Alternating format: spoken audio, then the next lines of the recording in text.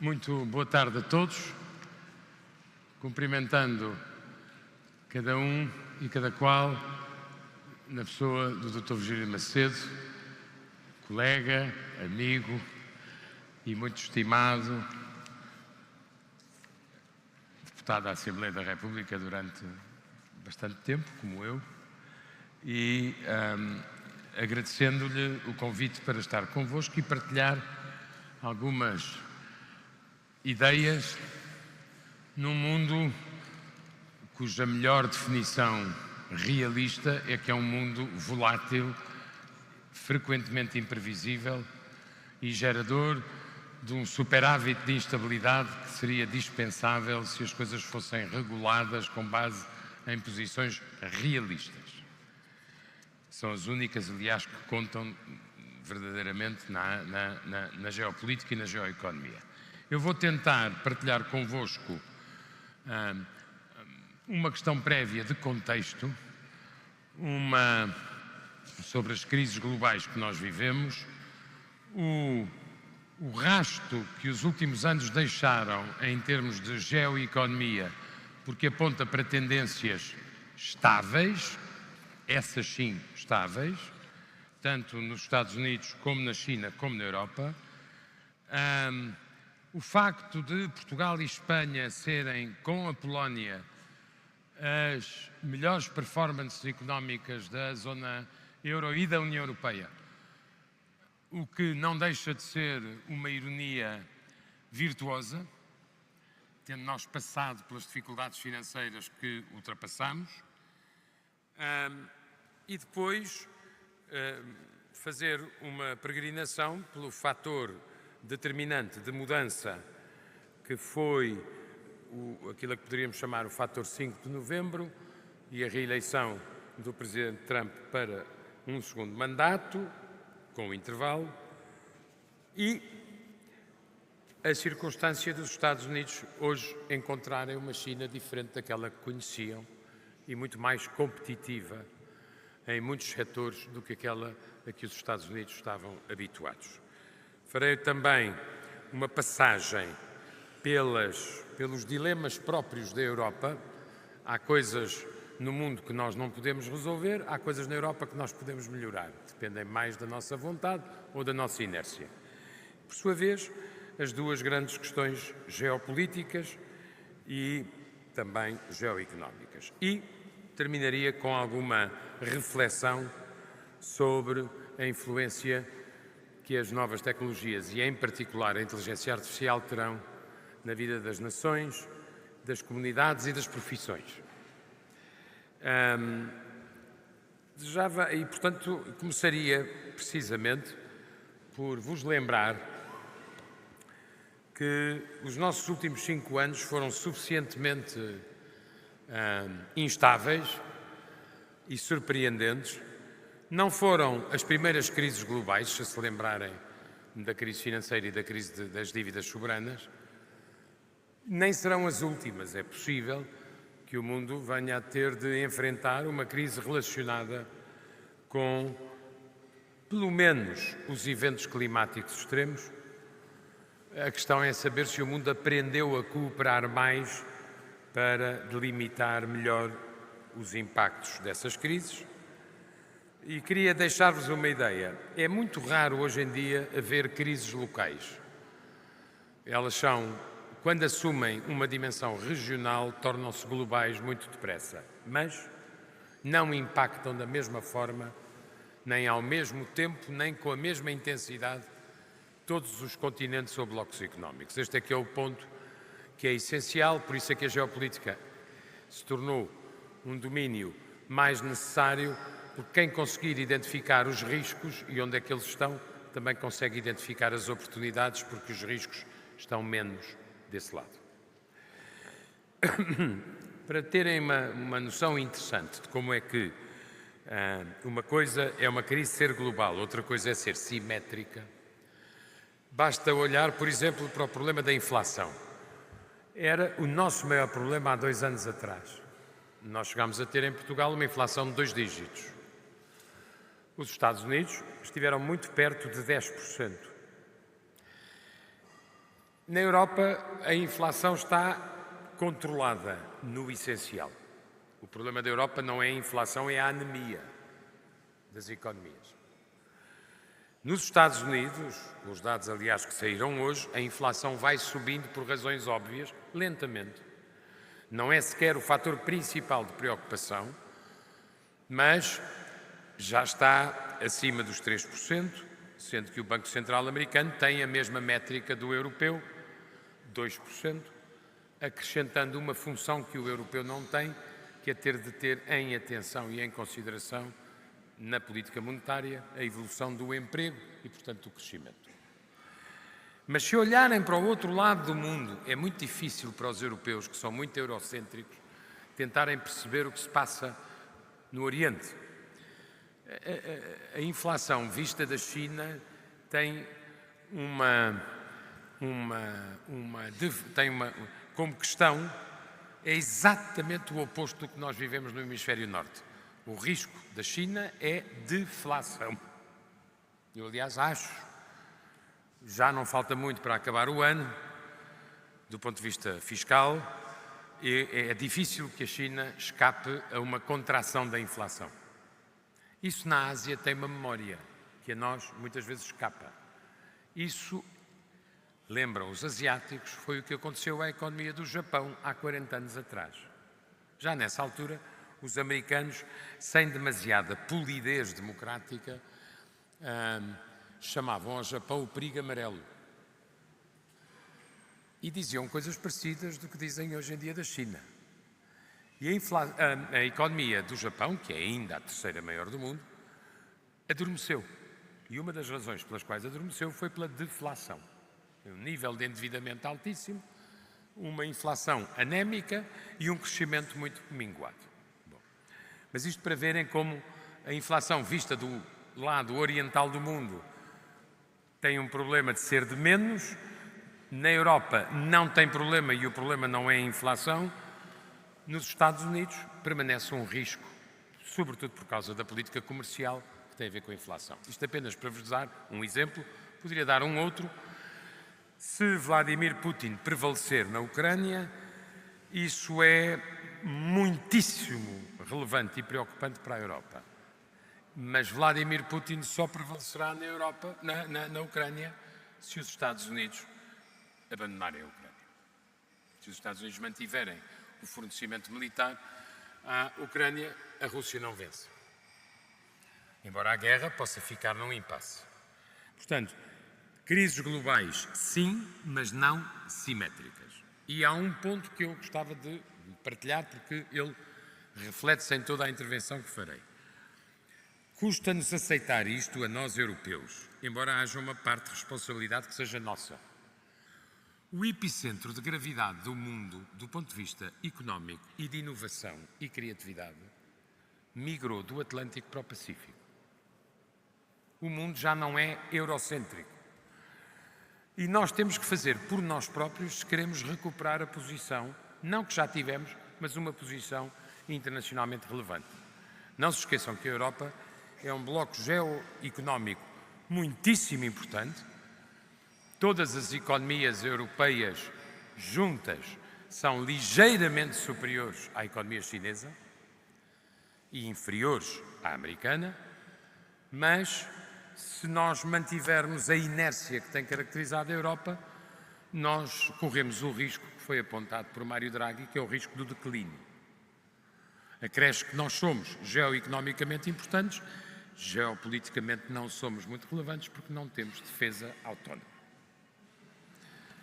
Durante muito tempo, muitos europeus acreditaram numa ideia cândida, ingênua, popular, que era a ideia de que havia paz sem defesa. O facto de uma parte dos europeus terem acreditado que havia paz sem defesa foi um grande incentivo a Vladimir Putin para invadir a Ucrânia. Tudo está em aprender ou não as lições. Vamos tentar perceber de onde vem, qual é o rastro que os últimos 3 anos deixaram nas economias principais do mundo e o próximo ano e também 2025 e 2026, tudo indica que confirmarão. Começa, portanto, a ser uma tendência com uma certa espessura.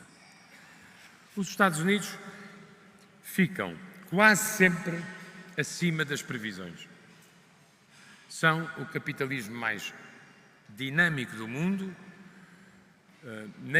Nos Estados Unidos, a possibilidade de falhar não é uma condenação para a vida, é apenas o passo anterior a tentar aprender com os erros e recomeçar. A ideia de renascer é uma ideia muito americana.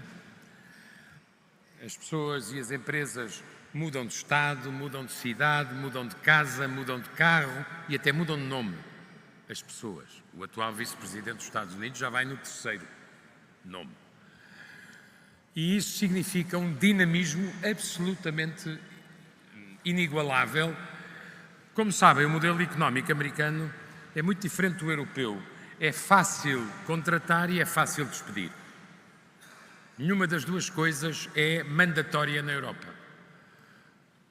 É muito criticável, seguramente, mas tem resultados muito eficientes. É isso que eu quero salientar. Portanto, os Estados Unidos, lembram-se, imaginem que o Congresso era há 3 anos atrás. Qual era o palavrão que durante um ano inteiro ocupou as discussões dos economistas sobre os Estados Unidos?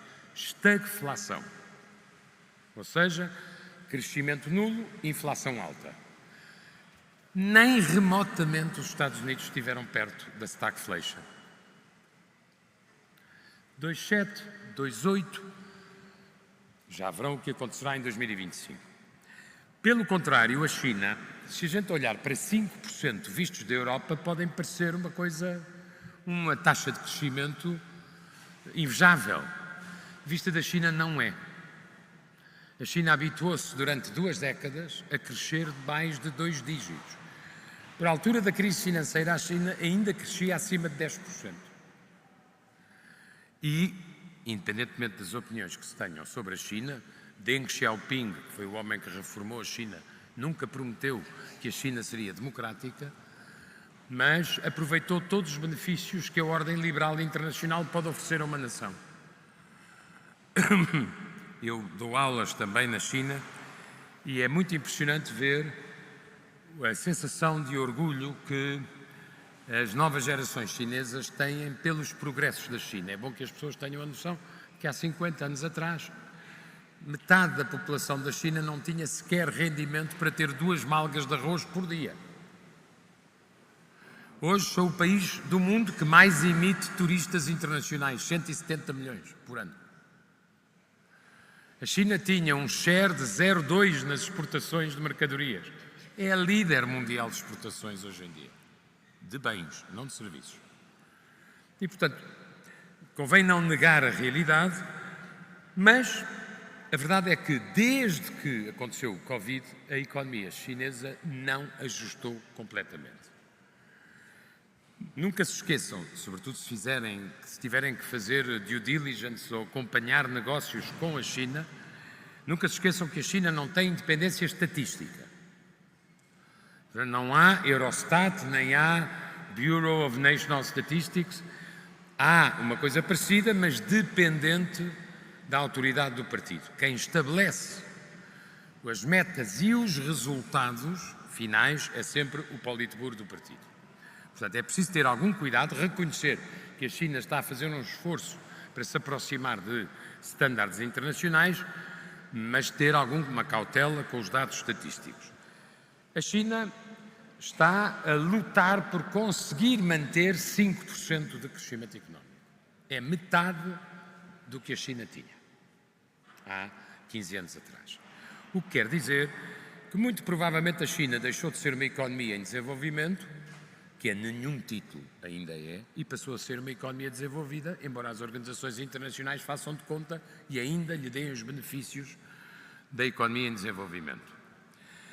E quer dizer que o paradigma de mudança de crescimento na China mudou. A China tem, hoje em dia, problemas muito próximos dos problemas de economias desenvolvidas, tem um rácio de dívida pública superior ao que está oficialmente registado.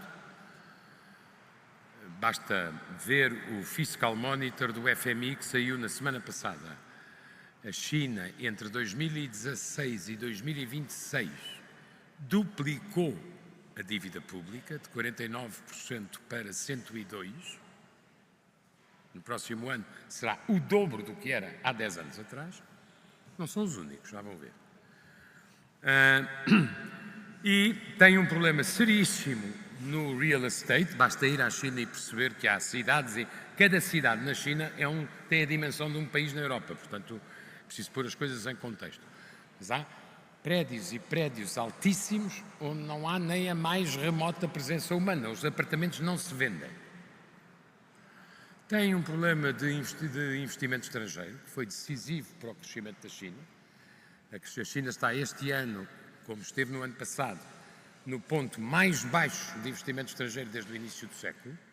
E, portanto, se o Ocidente não estivesse ocupado com as suas próprias gritarias e com as suas próprias crispações e com as suas próprias radicalizações, estaria atento e perceberia que este era o momento mais interessante para os Estados Unidos e a Europa terem uma cumplicidade inteligente para conter a ascensão da China. Há um detalhe que não é um detalhe, é um por maior. Durante muitos anos foi dado como certo e seguro pelos economistas que a China superaria os Estados Unidos em volume, em economia medida pelo volume, ou economia nominal. Já não é certo nem seguro que isso aconteça. A China, em PIB per capita ajustado em paridades de poder de compra, é a maior economia do mundo desde 2013. Em PIB per capita nunca será, está longíssimo dos Estados Unidos e da Europa. Mas, em volume, a China estava num voo ascendente. Quando chega a pandemia, o PIB da China era 75% dos Estados Unidos, hoje é 65%. Ou seja, o gap alargou. Fator determinante para que isto aconteça. Um problema que a China partilha com a Europa. Um severo declínio demográfico que tem as maiores consequências do ponto de vista económico. Se os demógrafos das Nações Unidas estiverem certos, a China, no final deste século, terá metade da população que tem hoje. Todos nos habituámos a ouvir mencionar a China, 1.400 milhões de habitantes, serão 750 milhões, 767, de acordo com a última estimativa das Nações Unidas. Conseguem imaginar o que é que isto tem, quais são as consequências que um declínio demográfico desta ordem tem para o mercado de trabalho, para o modelo de segurança social, que não é comparável ao europeu, para o sistema de saúde, um grau de envelhecimento e declínio demográfico desta ordem. Há, por isso, muitos economistas que hoje dizem que a China já não ultrapassará os Estados Unidos. Teve essa oportunidade na mão, mas deixou-a escapar. A Europa, como podem ver, portanto, Estados Unidos acima do previsto, a China vista do Ocidente com um crescimento bom, vista do Oriente com um crescimento que fica abaixo da Ásia não chinesa e dos novos mercados emergentes na Ásia, que crescem acima do valor da China, e finalmente a Europa, que está anémica. Na verdade, é uma considerável melhoria passar de 0,5 para 0,8, mas não anima ninguém. E, portanto, como diriam os astronautas americanos, Houston or Bruxelles, we have a problem. E temos de pedalar e temos de reconhecer as nossas vulnerabilidades. Já lá irei. Isto é a tendência. Com o fator 5 de novembro, ou seja, com a nova administração americana, as previsões alteraram-se com algum significado. E aconteceu aquilo que consta de qualquer manual de economia. A gente não deve confundir os manuais da universidade com tweets nem posts. Um tweet não é um doutoramento, um post não é um mestrado e o esforço intelectual máximo não é propriamente 28 segundos no TikTok. Desculpem a franqueza, mas ou a gente regressa a um certo nível de conhecimento e deixa de abreviar os problemas ou não os conseguimos resolver. Isto é particularmente relevante para as mais novas gerações. O que aconteceu foi que quem está a pagar o preço maior das tarifas americanas são os Estados Unidos da América. É o consumidor americano. E são os importadores americanos. O impacto, face ao crescimento previsto, é menos 0,7, menos 0,8, é perder quase 1/3 do seu crescimento anual em 2025. A China fica abaixo dos 5%, aliás, os chineses de forma muito oriental passaram a dizer crescimento around 5%, que é uma maneira de prever que podem ficar abaixo. E a Europa mantém o mesmo nível de anemia, com uma boa notícia e uma má notícia.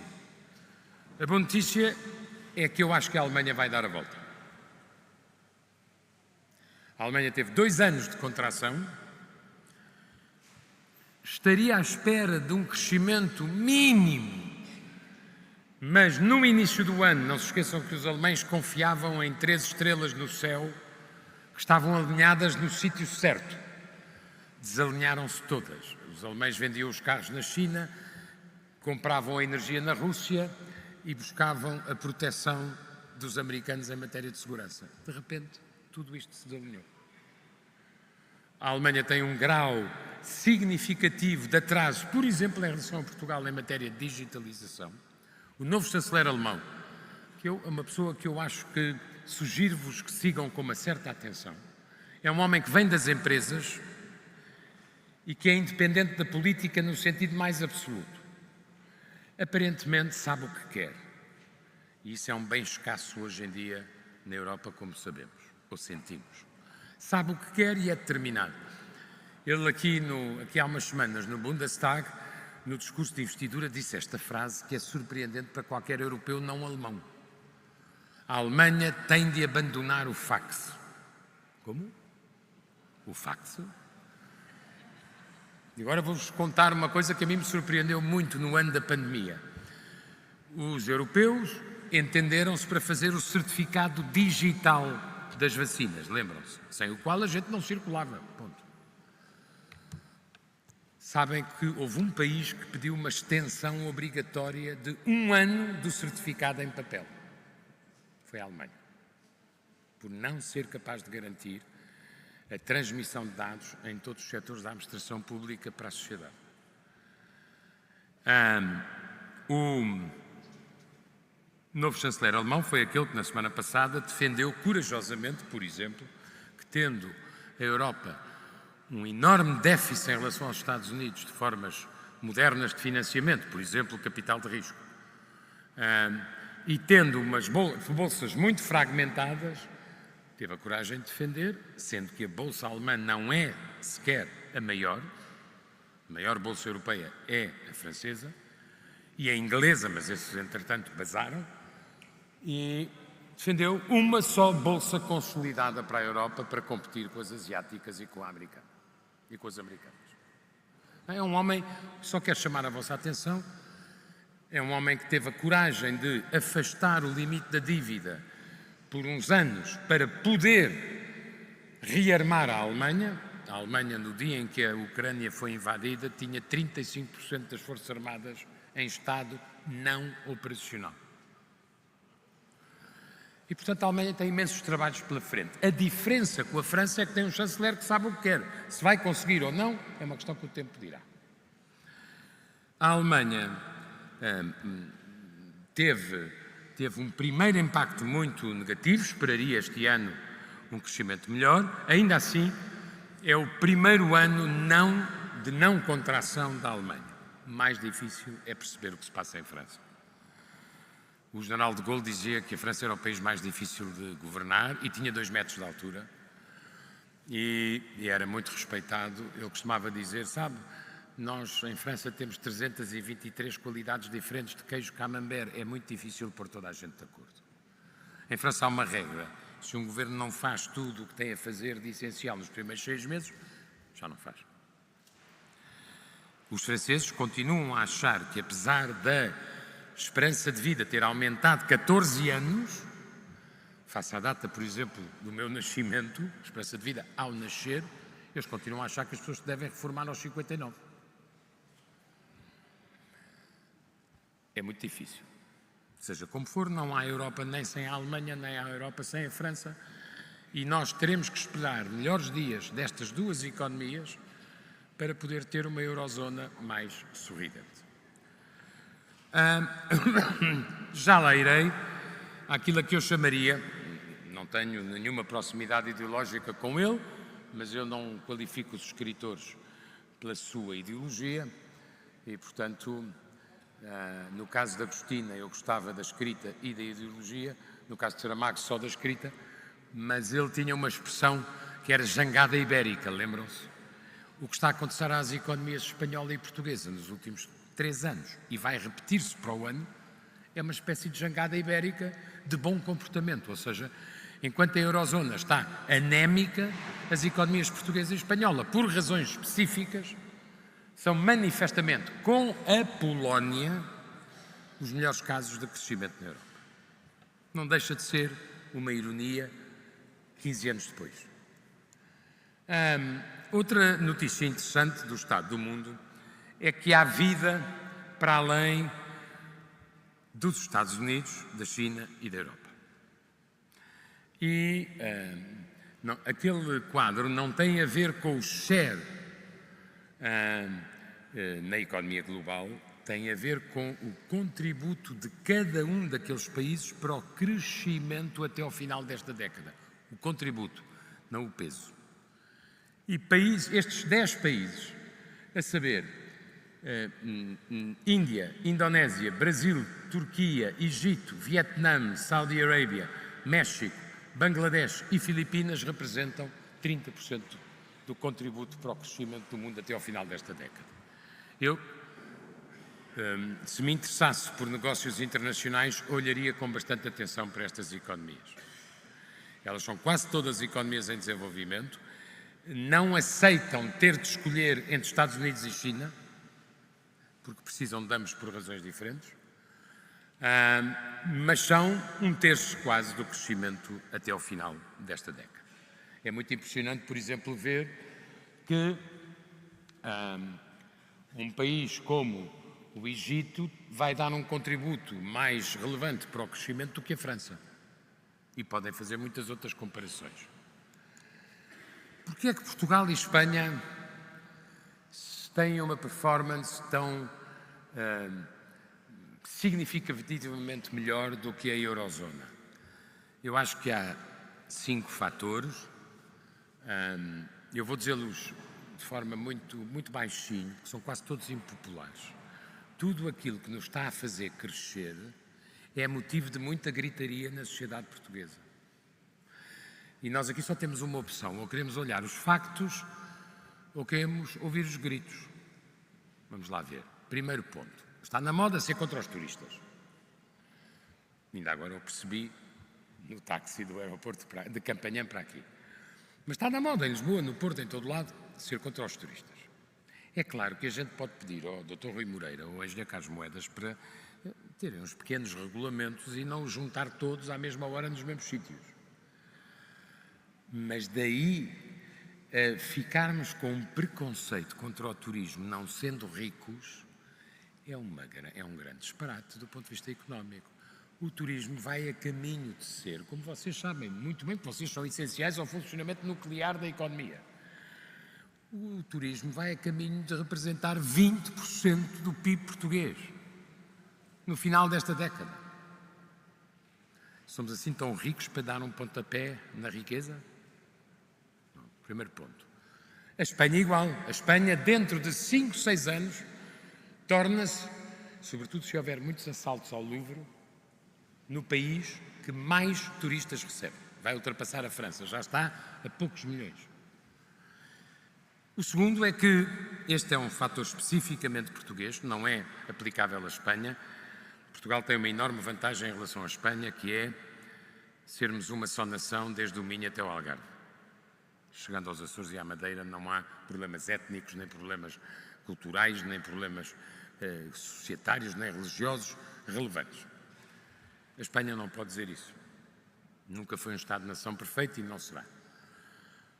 Mas a Espanha tem uma abundância de capital que nós não temos. A Espanha, há sempre uma empresa espanhola entre as 3 primeiras dos 10 setores económicos mais importantes da Europa. Tem abundância de capital.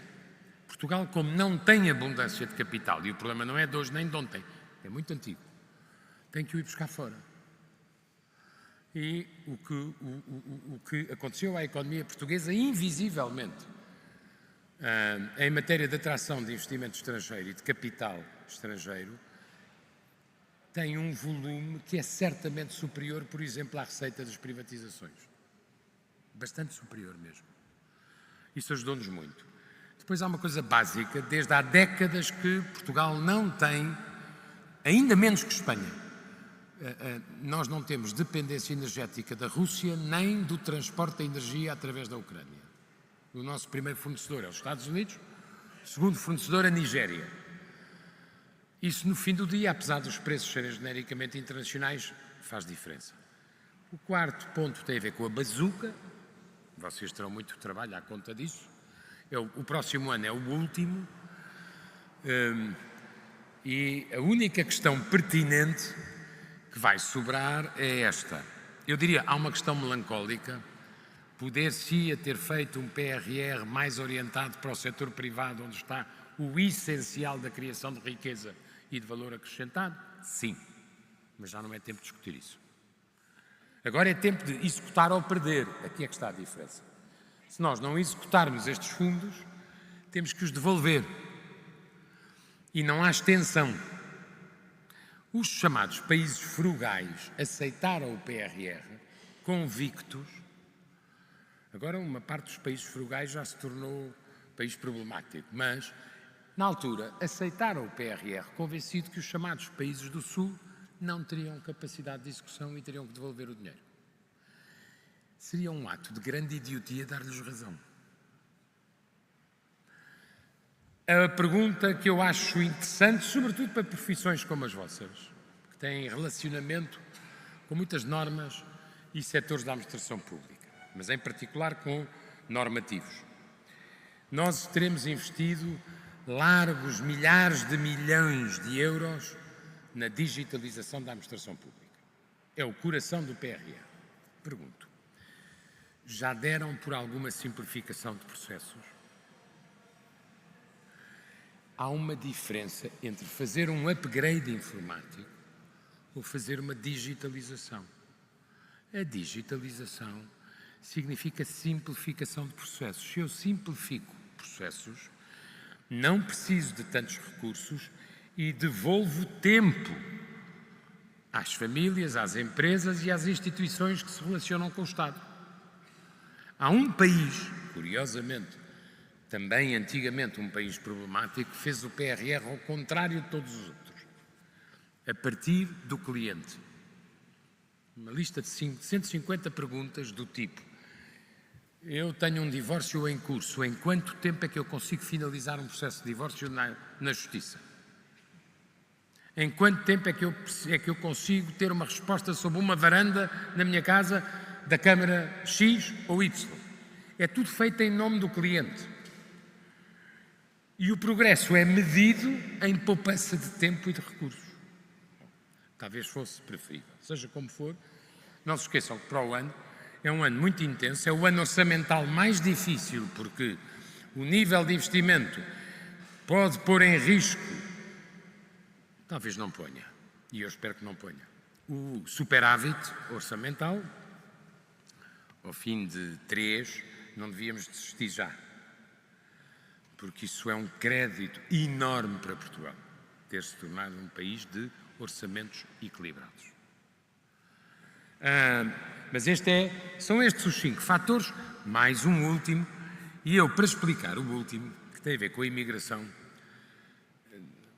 vou citar um grande advogado espanhol. Como sabem, as sociedades de advogados em Portugal estão hoje muito iberizadas, e que veio abrir escritório em Lisboa.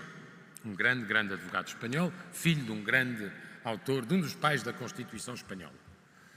E alguém lhe perguntou: diga lá, porque é que a Espanha está a crescer 3,5%, que foi o crescimento do ano passado?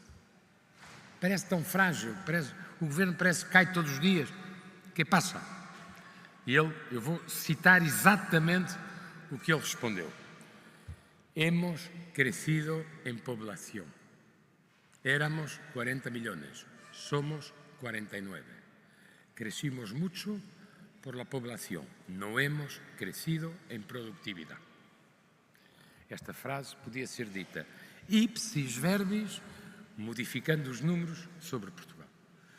E nós devíamos concentrar-nos em melhorar a nossa produtividade, já perceberão, e reconhecer o facto que somos uma sociedade muito envelhecida. Nós não temos a opção de imigração zero. Esqueçam isso. Sabem qual é a idade meridiana dos portugueses? 47 anos. Para novinhos não vamos. E, portanto, se a gente quer reconhecer os factos, com 47 anos de idade meridiana, nós só temos uma opção: imigração regulada ou não regulada. Eu prefiro que seja regulada, como é evidente. Mas imaginem setores como construção, agricultura, restauração, hotelaria, delivering das compras que a gente faz, eletrónicas, sem o contributo da imigração.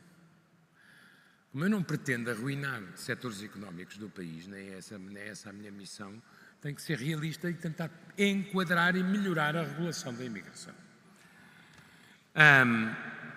E perceber outro fenómeno. Eu que sou favorável a apertar um pedacinho as regras que permitem não aceitar sucessivas ofertas de emprego, mas há uma coisa que os nossos pais nos ensinaram e a gente tem a obrigação de transmitir às gerações seguintes. Quando os portugueses foram para a França, foram fazer os trabalhos que os franceses já não queriam fazer. Muitos dos imigrantes que vêm para Portugal vêm fazer trabalhos que os portugueses não querem fazer. Têm logo um burnout. E, portanto, se a gente não consegue perceber que as coisas são assim, podemos andar a gritar ao vento, mas não contribuímos para melhorar o ambiente.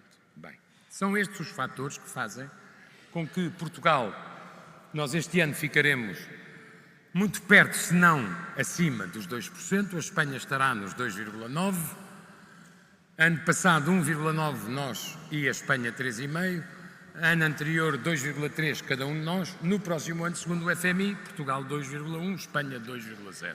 Manifestamente, os dois casos de exceção, daí eu falar em jangada ibérica. Basta olhar, só para termos uma noção, que o problema da Europa não está nos serviços, está na indústria e na manufatura e na tecnologia. E depois há vários problemas que lhes estão associados, mas se olharem, há um indicador económico que eu sigo muito, porque é um indicador da economia visto do lado das empresas, que é o chamado PMI, Purchase Management Index, que sai todos os 15 dias da Standard & Poor's sobre os países e que tem a ver com as encomendas que as empresas recebem,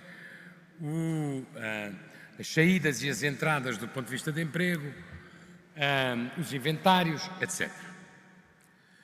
E acima de 50 quer dizer boas perspectivas. Abaixo de 50 quer dizer eu tenho um risco de contração na minha empresa. Se olharem para os serviços, à exceção de França, toda a gente está em positivo. Se olharem para as manufaturas, só a Espanha é que está positiva. E, portanto, também, mais uma vez, olhando para a persistente constância dos factos, nós devíamos saber olhar para isto e perceber porquê. Chegamos agora ao fator MAGA, Make America Great Again,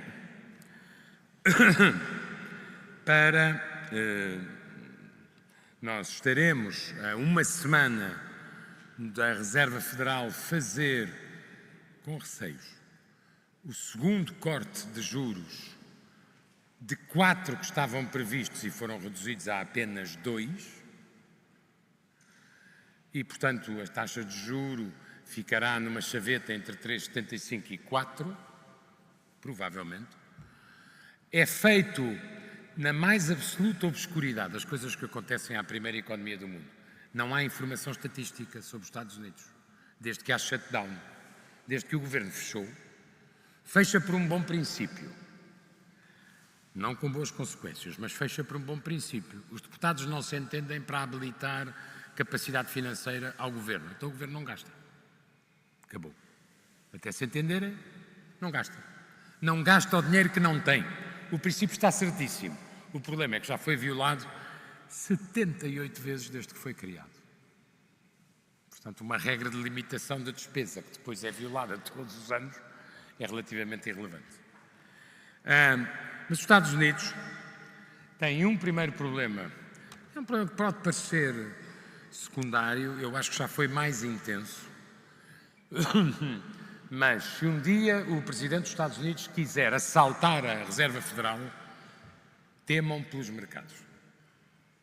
Não há nenhuma dúvida sobre isso. Os mercados reagirão pessimamente à perda de independência do Banco Central.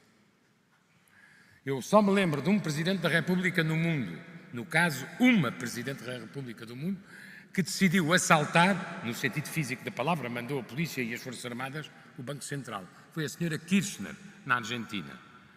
Como sabem, a Argentina é o país, sendo lindíssimo, tem uma pequena doença financeira e é o país que mais defaults fez na história. Mas, porquê é que os Estados Unidos não podem ter o governo a controlar a política monetária? Porque em cada 4 anos há 3 eleições. O único ano sossegado é o primeiro, é este, vejam lá o sossego. Para o ano há eleições parlamentares para o Congresso e para o Senado. A seguir há eleições primárias e a seguir há eleições para Presidente da República. Colocar a política monetária nas mãos de campanhas eleitorais é um risco muito grande, porque é o dinheiro das pessoas e das empresas que está em causa. É o dinheiro dos outros, não é o dinheiro do governo. E é por isso que os Estados Unidos têm uma blindada independência do Banco Central. De resto, este governador que Donald Trump tanto detesta foi nomeado por ele no primeiro mandato. Limita-se a achar que não se combate a inflação alta baixando juros, que é uma tese esdrúxula que tem o Presidente dos Estados Unidos. É que a melhor maneira de baixar a inflação é baixar os juros. Estão mesmo a ver, não é? Isso foi tentado na Turquia e a inflação chegou a 40. Mas, seja como for, a Reserva Federal cumpriu o seu papel. A inflação esteve em 9, agora está em 3. Esse é um primeiro ponto. Só é relevante se acontecer alguma coisa. Porque aí os mercados reagirão muito mal. Os Estados Unidos, que são muito pragmáticos neste tipo de coisas, têm 2 curvas a que dão muita importância. Primeiro, a curva dos juros da dívida de curto prazo face ao longo prazo, que mede e reflete as expectativas sobre a capacidade de pagamento. A segunda curva, que não existe na Europa com esta importância, é uma curva que mede a diferença entre empregos abertos para contratação e pedidos de apoio no desemprego, que são muito mais relaxados do que os europeus. Não se fica muito tempo no subsídio de desemprego na América. E o que é que aconteceu em agosto? Aparentemente terá acontecido outra vez em setembro e nós teremos que esperar pelo fim do shutdown, porque não há dados sobre o emprego. Estes que saíram da inflação foram uma exceção, em nome do Banco Central precisar ter um mínimo de visibilidade. Mas o que é que aconteceu? A partir de agosto, o número de empregos abertos tornou-se inferior ao número de pedidos de apoio no desemprego. É uma reflexão muito interessante se for uma tendência estável. Porque se vocês lerem as interpretações académicas mais espessas sobre o que aconteceu, há 3 teses que explicam isto, juntas ou separadas. A primeira é que as empresas absorvem uma parte do custo das tarifas, mas em contrapartida deixam de contratar mais gente. Eu aguento de um lado, mas isso penaliza-me no outro. A segunda tese é que A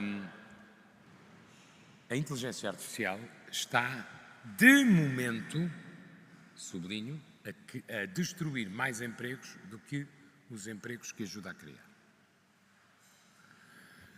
E isto é particularmente relevante nos Estados Unidos, porque os Estados Unidos, hoje em dia, se olharem para as bolsas, têm uma economia num estado espetacular. Rocketing.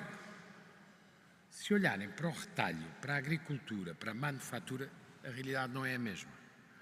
O que é que está a puxar pelas bolsas americanas, de forma absolutamente extraordinária? As empresas que estão, as companhias de internet, as plataformas digitais e as empresas que são decisivas na cadeia de fornecimento da economia digital e que usam massivamente inteligência artificial. Se vocês olharem, o que faz subir as bolsas americanas são as Nvidias, de que nós não conhecíamos quase nada há 5 anos atrás. Vejam a velocidade das coisas. São as Nvidias, as Metas, as Teslas, que já viveram melhores dias, tudo à volta de economia de energia diferente ou de economia da internet ou economia de inteligência artificial. Vamos ver. Não se esqueçam que os Estados Unidos têm eleições para o ano e os americanos votam com o bolso, não votam com mais nada. De resto, metade dos americanos não vota. Portanto, vejam lá a importância económica que o governo tem. Não tem muita. Mas a evolução tanto da inflação como do emprego, sejam quais forem os indicadores macro, depois os indicadores micro é que vão determinar a orientação de voto. Numas eleições em que o Senado é renovado a 1/3 e o Parlamento, a Câmara de Representantes, é renovado na totalidade. Se, porventura, Donald Trump não ganhar as eleições intermédias, não sei se é provável, não há nada que indique isso, nem o contrário. É possível, é apenas uma possibilidade. Há uma coisa que podem ter a certeza: passará os últimos 2 anos do seu mandato em comissões de inquérito. Porque o nível de crispação e de vendetta que hoje em dia a política americana tem ultrapassou tudo o que era possível. E, portanto, os outros vão se vingar do que ele está a fazer agora. Vocês vão ver comissões de inquérito sobre as cripto, comissões de inquérito sobre os negócios na Arábia, comissões de inquérito sobre tudo. Problema que nem democratas nem republicanos querem enfrentar. Não houve sequer referências significativas a isso durante a eleição. A dívida americana, que é o problema estrutural mais sério dos Estados Unidos. Se em cenário de no policy change, portanto não acontecer nada, inércia em ação, a dívida americana atingirá 124% do PIB em 2024. É a previsão da UTAU deles, que funciona no Congresso, do Budget Center do Congresso. 124%, só para termos uma noção, nós que estamos muito preocupados com a dívida francesa, é 8 pontos acima da francesa. O Fiscal Monitor do FMI de sexta-feira tem uma previsão mais pesada, que eu não deixo de partilhar convosco, porque se porventura eles estiverem certos, alguma coisa tem que acontecer para evitar um problema sério. A previsão do FMI é que a dívida dos Estados Unidos, a dívida pública dos Estados Unidos, será de 143% do PIB em 2030. 143% do PIB é uma coisa que Portugal não teve nem no pior momento. Portanto, isto é um assunto sério e os Estados Unidos estão drogados em déficits desde a crise financeira. O normal é terem déficits de 5, 6, 7. O que é a primeira interpretação do que são as tarifas americanas? Eu chamei-lhe ontem, é um programa de austeridade dissimulado. É uma forma de pôr o mundo a pagar uma parte do déficit americano que é impactada diariamente pelos importadores americanos e pelos consumidores americanos. Quem mais paga esta política tarifária são os americanos. Costuma ser por cortes de despesa ou por aumentos de impostos. Aqui é por aumentos de preços e tarifas recolhidas nas alfândegas. O segundo ponto é que ainda com apesar deste crescimento bárbaro do déficit e da dívida, apesar de recolherem quase 300 mil milhões de dólares em tarifas, o déficit, em princípio, este ano não se mantém ou sobe. Outra vez. E, portanto, é uma espécie de... Parece aquela... Não tem a ver com... Enfim, há um grande livro sobre a Primeira Guerra Mundial que se chama, em título português, Os Sonâmbulos. Portanto, toda a gente, todos os líderes da Primeira Guerra, ou das grandes potências da Primeira Guerra, se dirigiram como os sonâmbulos para um precipício sem se darem conta do que estava lá embaixo do precipício. Não é que o desejassem, mas fizeram o caminho para lá chegar. Este assunto é muito sério. Eu costumo dizer, o último presidente fiscalmente conservador dos Estados Unidos foi Eisenhower. É do tempo dos meus avós, para não dizer bisavós. Eles vão ter que eleger alguém inspiracional que explique isto não é sustentável. Este é um ponto que me parece relevante. Este só, para terem uma noção, a velocidade do crescimento económico, que é bom, mas o crescimento da despesa é muito superior e o crescimento da dívida é muito maior. E isto deu numa coisa que todos notamos. Os Estados Unidos, desde 2011, perderam 3 As.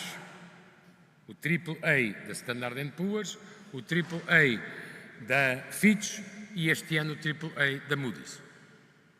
E o que eles dizem é verdade, ou seja, eu não vejo na classe política americana nenhuma vontade de travar o crescimento da dívida. Bom. Ou por outra, há na verdade uma vontade de pelo menos pôr o mundo a pagá-la. Isso já todos percebemos. Só que isso tem consequências e esse era o outro fator que eu queria partilhar convosco. É muito difícil negociar com esta administração americana porque ela é muito impaciente e qualquer negociação é paciente. Mas há um país que conseguiu domar os instintos tarifários desta administração americana, chama-se República Popular da China. E isso é uma grande surpresa para os americanos. E não só. Lembram-se que há 6 meses, bem sei que na civilização digital 6 meses é pré-história, mas em março, abril, havia uma ameaça tarifária de 145% dos Estados Unidos contra a China e 125% da China contra os Estados Unidos, lembram-se? Essa ameaça durou pouco mais do que 2 semanas. Porquê? A China tem 2 armas, pouco sonoras, mas suficientemente eficientes. Uma é que a China tem dívida externa americana. E a China e o Japão. Um deles, tudo indica que foi a China, fez um movimento de vendas equivalente a 5% do que os 2 países têm, causou um turmoil nos mercados financeiros americanos. Portanto, a China tem capacidade de criar um problema de instabilidade nos mercados americanos. Primeiro ponto. Em condições normais, isso não seria um problema, seria um estabilizador. O facto da China ter dívida americana ou o inverso significa que nenhum dos dois estaria interessado num desastre. Mas nós não estamos a viver num mundo muito racional. A segunda condição é uma condição a que eu recomendo. Até que a inovação dispense a indispensabilidade das terras raras, estas 2 palavrinhas vão acompanhar as nossas vidas. A China tem uma fortuna geológica. Não tem petróleo, mas tem terras raras. Aliás, Deng Xiaoping, eu já o lembrei, o homem que mudou a China, dizia, nos anos 90, o Médio Oriente tem petróleo, a China tem terras raras. As terras raras são 17 elementos que estão na natureza, normalmente nos minerais, e que são essenciais para os computadores, os iPhones, os smartphones, os iPads, os smartwatches, as baterias elétricas, as LED, os satélites, os óculos, etc, etc, etc, as lavandarias, etc, etc. Ou seja, a nossa vida cotidiana depende desses nanomateriais quase em quantidade suficiente e em abastecimento normalizado. A China tem 48% das reservas conhecidas de terras raras do mundo, tem 70% da capacidade de produção e 92% do processamento das terras raras. Pequeno detalhe. A gente pode berrar, pode gritar, mas ninguém cria terras raras por tweet ou por post. Factos são factos. E para os alterar demora tempo. É preciso investigar décadas. Porque uma coisa é ter reservas, outra coisa é poder extraí-las e outra coisa ainda é ser viável.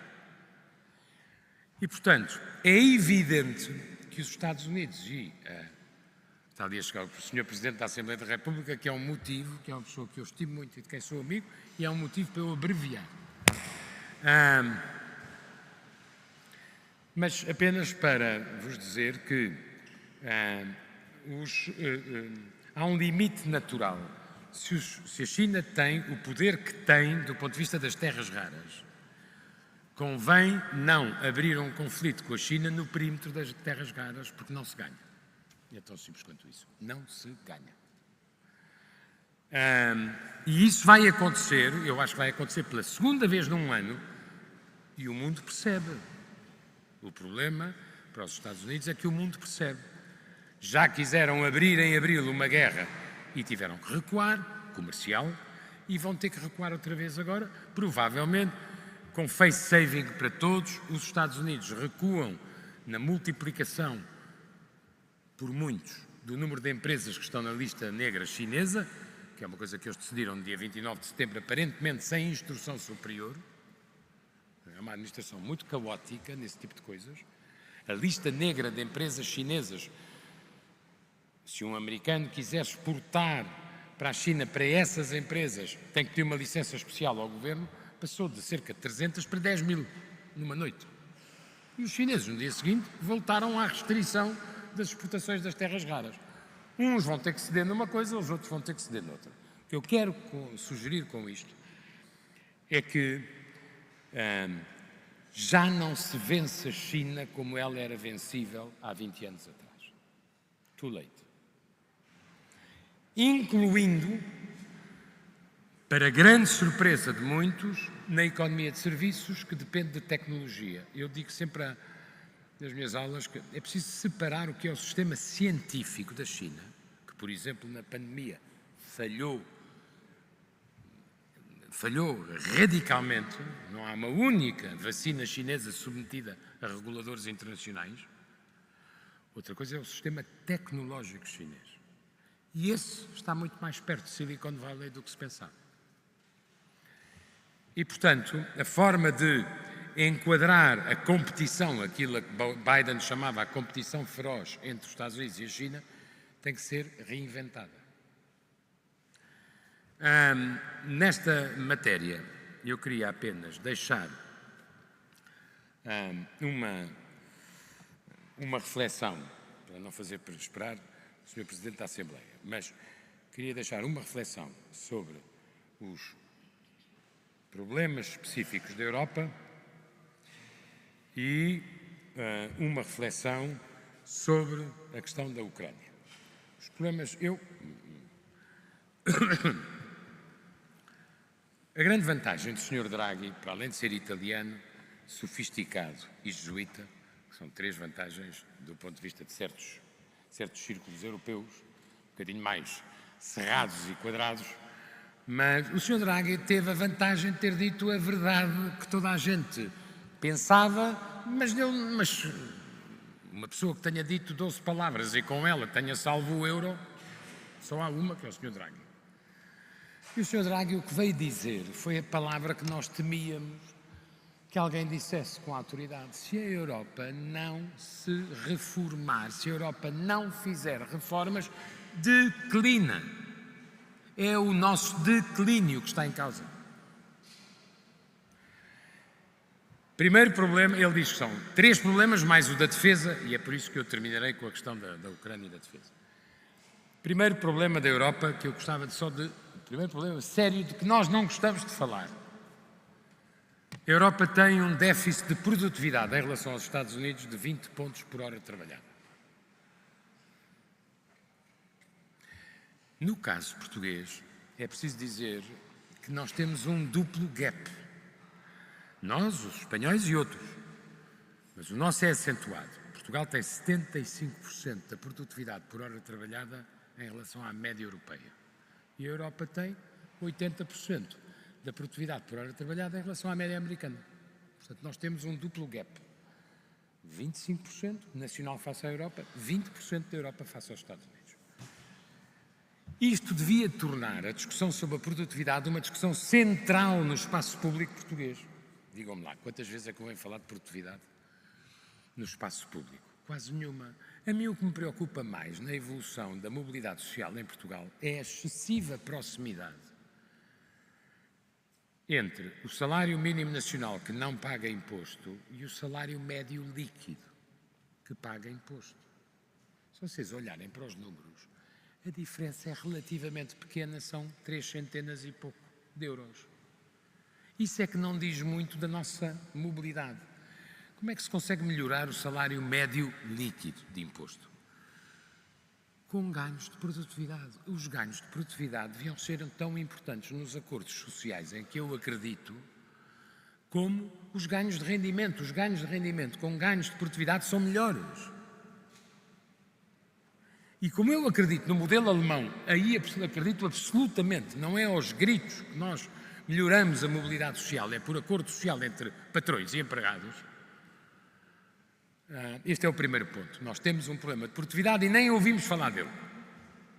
Este problema acelera com a inteligência artificial, porque a inteligência artificial tem aspectos muito controversos, aspectos muito extraordinários, mas há uma coisa que ninguém nega, é um aumento significativo da produtividade das empresas e das entidades.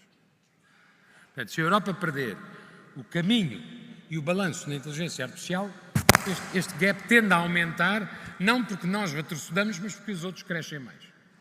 Este é o primeiro ponto. O segundo ponto, que é também, talvez para mim, é muito, muito preocupante.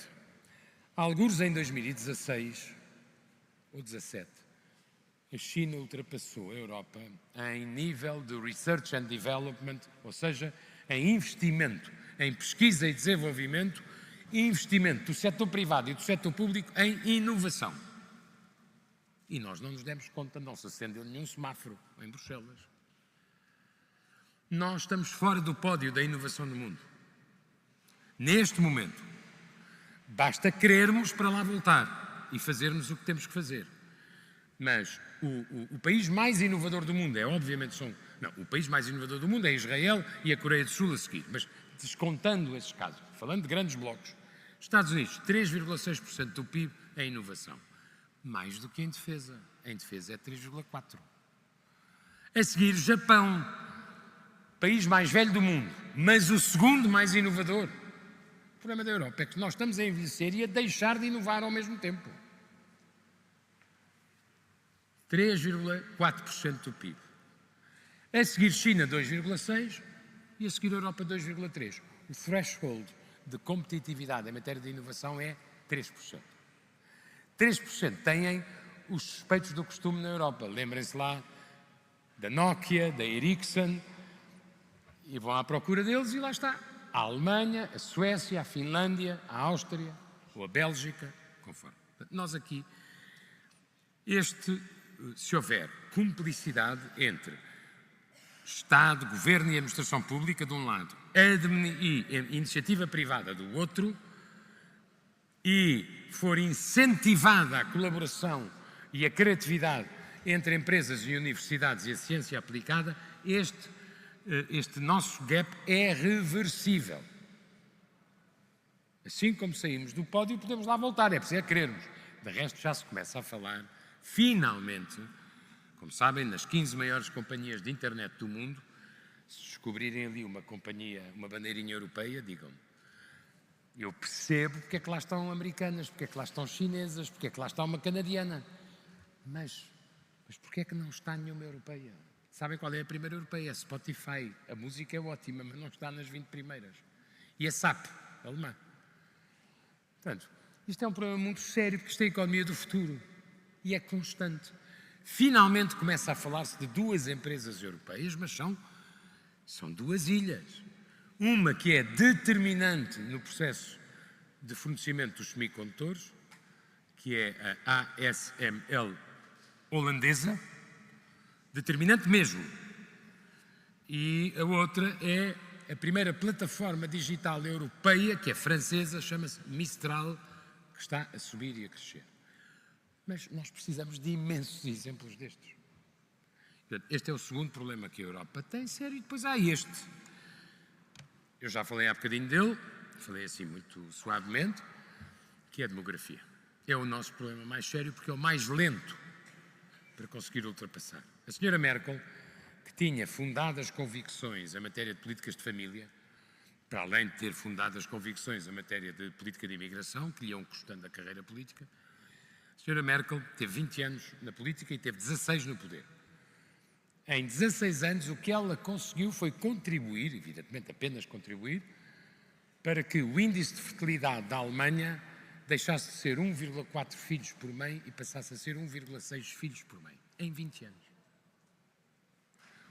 A questão demográfica é mais séria para reverter ou estabilizar. E há uma coisa que eu tenho a certeza, isto só se estabiliza se nós conseguirmos uma atitude de compromisso e de acordo entre quem governa hoje, quem governa amanhã, quem possa governar amanhã e depois da manhã.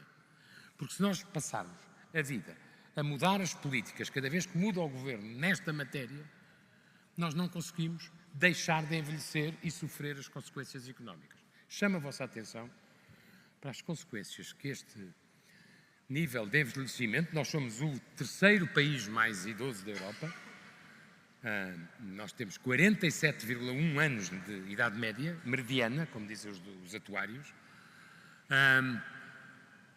A Itália ainda é mais velha do que nós.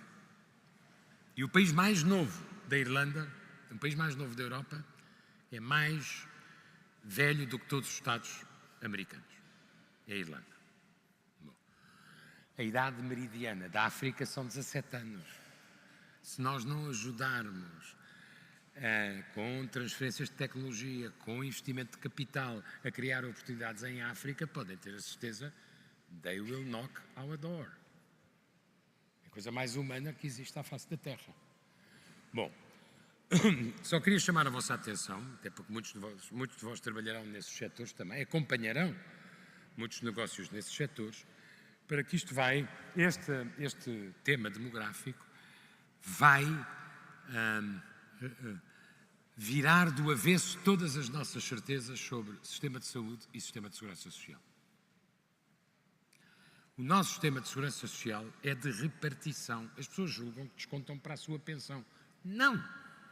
As pessoas descontam para pagar as pensões de hoje.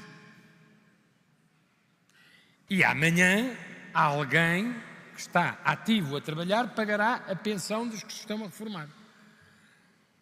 Problema, um sistema só de repartição depende do equilíbrio razoável entre ativos e inativos.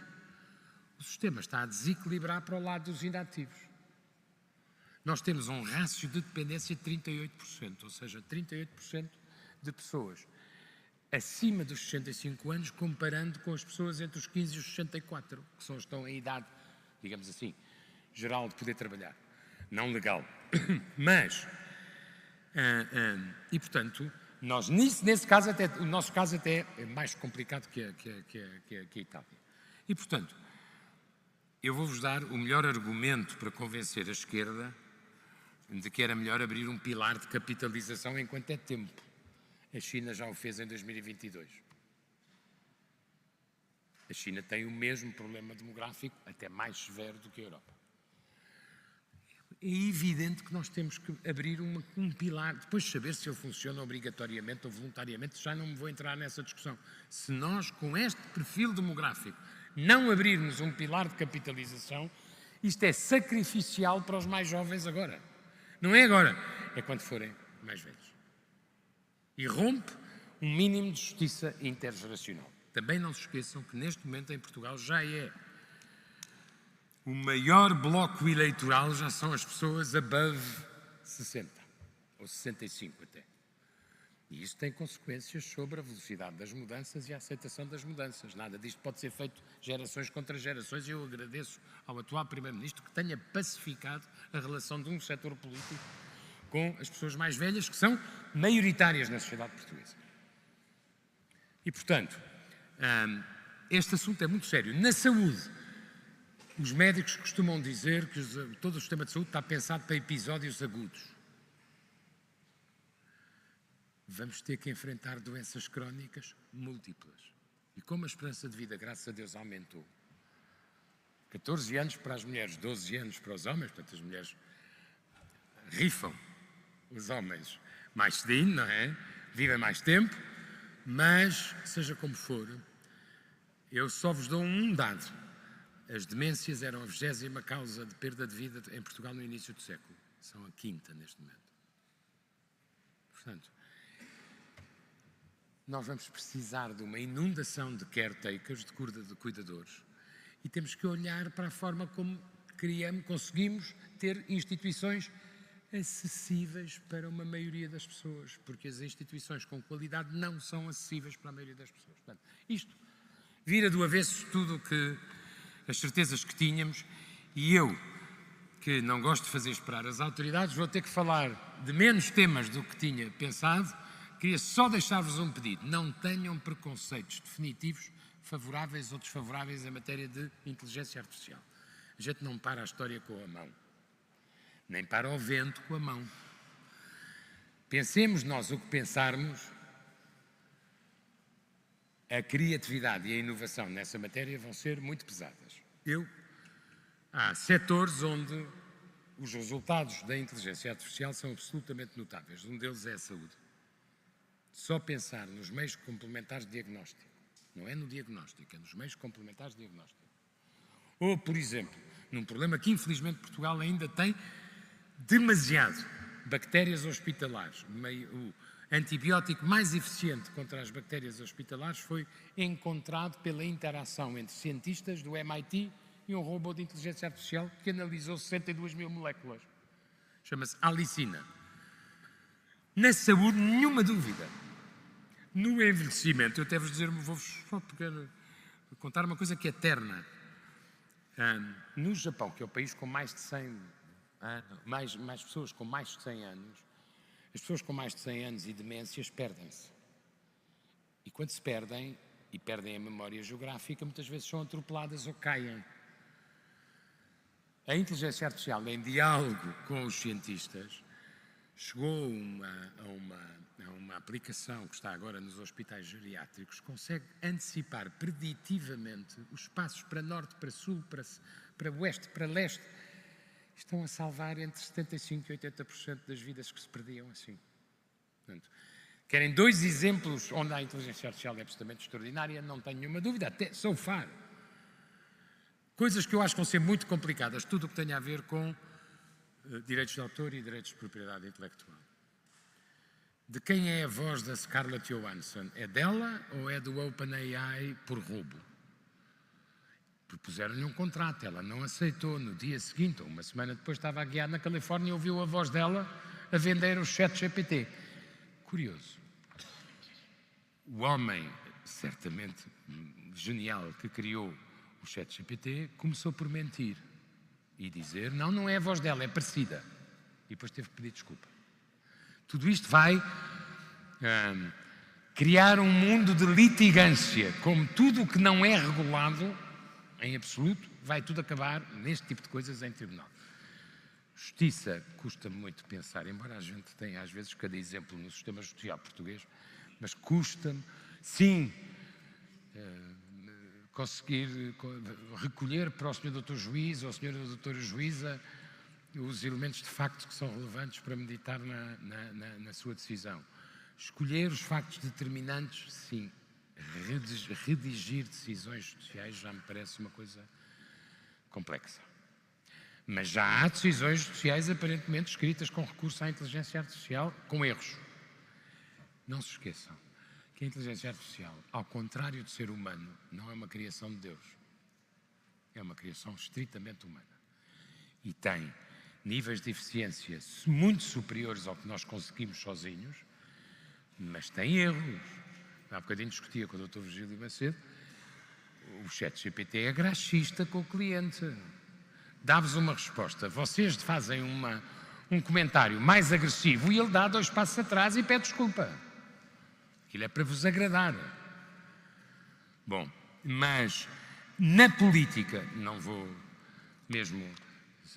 Onde eu acho mais preocupante é a chegada da inteligência artificial à atividade política. No dia em que eu não conseguir distinguir o que é verdadeiro do que é falso, a probabilidade de eu não conseguir tomar uma decisão racional como a do voto é enorme. Preparem-se para o dia em que vão começar a receber no vosso telemóvel discursos absolutamente perfeitos e possíveis de imaginar que tivessem existido, mas que nunca existiram. Acontecimentos que nunca aconteceram. Vocês não têm nenhum fact-checker na mão. Imaginem que isto acontece no sábado de meditação. Eu despeço-me com uma história extraordinária, que é, aliás, contada por um autor notável, referente do Brexit. A história de uma velhinha no país de Gales, viúva, que tinha uma